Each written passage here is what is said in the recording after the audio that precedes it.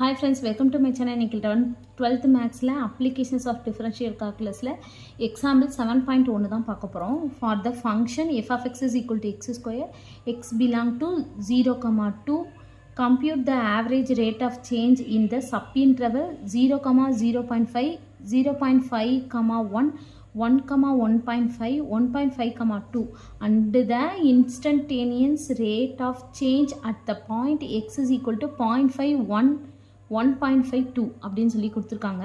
அதில் ஒரு ஃபங்க்ஷன் வந்து கொடுத்துருக்காங்க f of x is equal to x squared. இதுக்கு இன்டர்வல் வந்து 0 to 2 அப்படின்னு சொல்லிட்டு கொடுத்துருக்காங்க. இதுக்கு வந்து ஆவரேஜ் ரேட் வந்து கண்டுபிடிக்க சொல்லியிருக்காங்க. இந்த சப் இன்டர்வல் வச்சு நம்ம ஆவரேஜ் ரேட்டு வந்து கண்டுபிடிக்கணும்.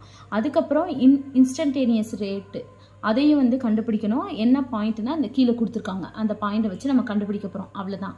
இப்போ நம்ம ஃபஸ்ட்டு ஆவரேஜ் ரேட்டு கண்டுபிடிக்கணும். என்ன ஃபங்க்ஷன் கொடுத்துருக்காங்க எழுதிக்குவோம். f of x is equal to x squared அப்படின்னு சொல்லி ஒரு ஃபங்க்ஷன் வந்து கொடுத்துருக்காங்க. ஆவரேஜ் ரேட்டு கண்டுபிடிக்கிறதுக்கு ஃபார்முலா வந்து இருக்குது. Average rate is equal to f of b minus f of a divide b minus a. இதான் வந்து ஃபார்முலா. சரிங்களா? அவங்க பாயிண்ட் வந்து கொடுத்துருக்காங்க, சாரி சப் இன்டர்வல் வந்து கொடுத்துருக்காங்க. ஃபஸ்ட்டு என்ன கொடுத்துருக்காங்கன்னா 0,05. இதை வந்து ஏன்னு வச்சுக்கோங்க, 0 வந்து ஏன்னு வச்சுக்கோங்க, 0.5 வந்து பின்னு வச்சு இதில் போட்டுடலாமா?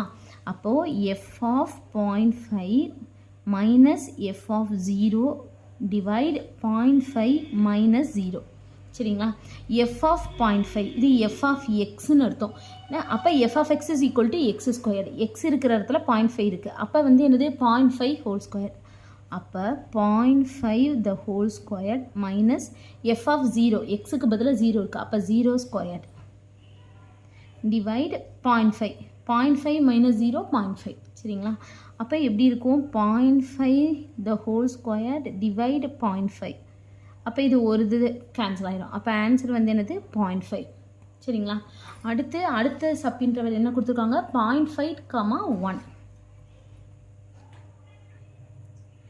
0.5, 1 இதை ஏன்னு வச்சுக்கோங்க, இதை பின்னு வச்சுக்கோங்க. அப்போ இதில் நம்ம போட்டுடலாமா? அப்போ போட்டோன்னா f of 0.5 minus f of 1 divide f of 1 என்ன எஃப் ஆஃப் பி தானே, சாரி. அப்போ f of 1 minus f of 0.5 கீழே வந்து 1 மைனஸ் 0.5. ஓகேங்களா? அப்போ எஃப் ஆஃப் 1 வந்து என்னது? இந்த எக்ஸுக்கு பதிலாக 1. அப்போ 1 ஸ்கொயர்ட் 1 மைனஸ் எஃப் ஆஃப் 0.5. அப்போ இங்கே 0.5னா 0.5 ஸ்கொயர்ட் டிவைடு கீழே 1 மைனஸ் 0.5. அப்போ 1 மைனஸ் 0.5னா என்னது வரும்? 0.5. என்ன 0.5 1 0ன்னு போட்டுக்கோங்க. 0.5 இங்கே வந்து 10 ஆகும், இங்கே 0 வரும்.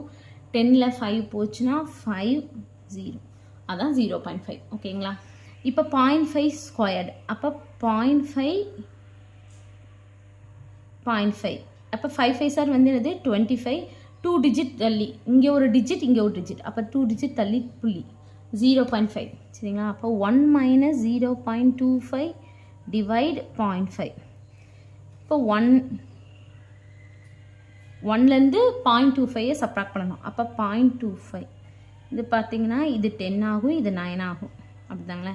அப்போ 10ல் 5 போச்சுன்னா 5, 9ல் 2 போச்சுன்னா 7 0.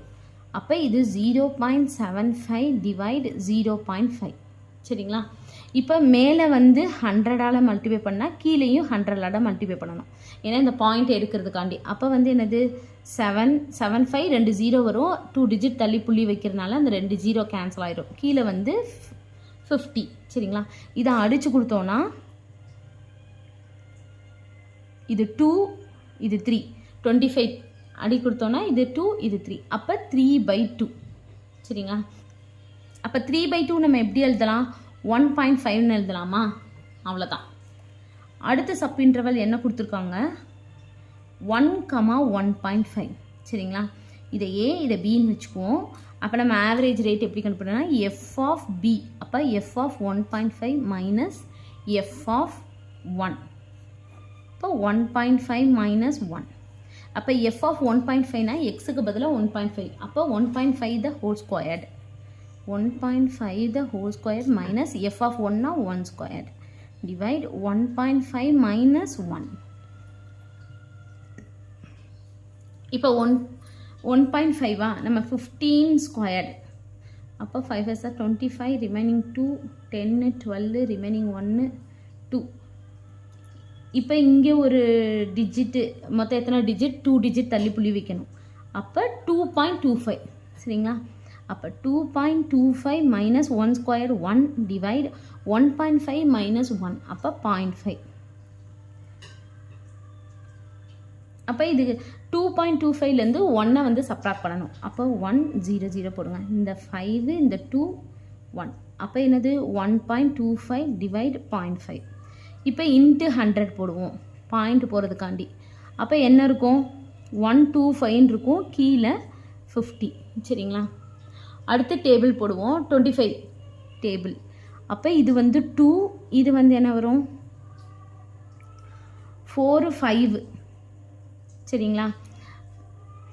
அப்போ 5/2 அப்போ ஆன்சர் வந்து என்னது 5/2னா எப்படி எழுதலாம் 2.5 தான் 5/2 ஓகேங்களா. அடுத்த சப் இன்டர்வல் என்ன கொடுத்துருக்காங்கன்னா 1.5 to 2.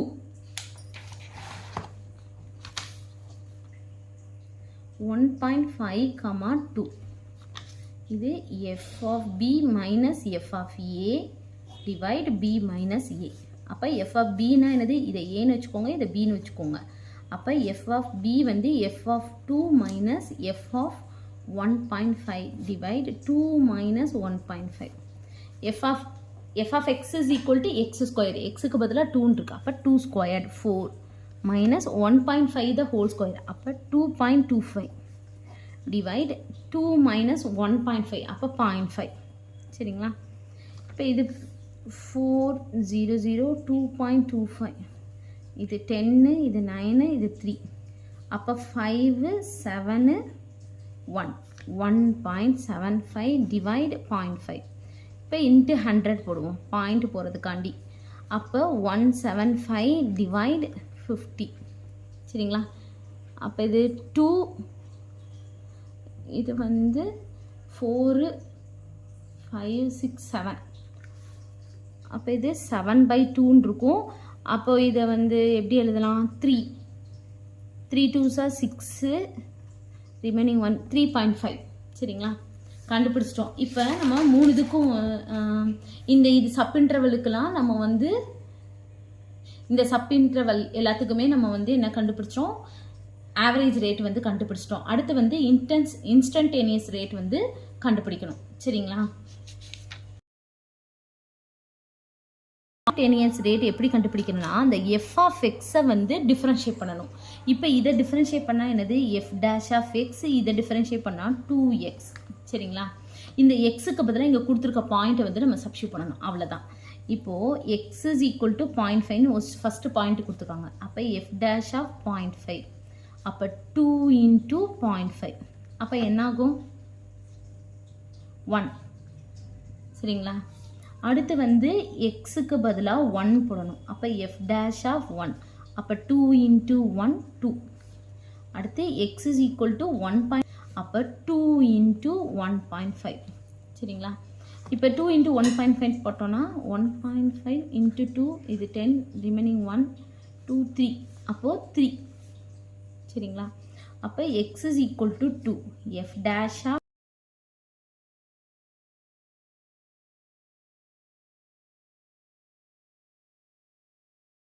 அவ்வளோதான். இன்ஸ்டன்டேனியஸ் ரேட் வந்து கண்டுபிடிச்சிட்டோம். அவ்வளோதான் அந்த சம். தேங்க்யூ.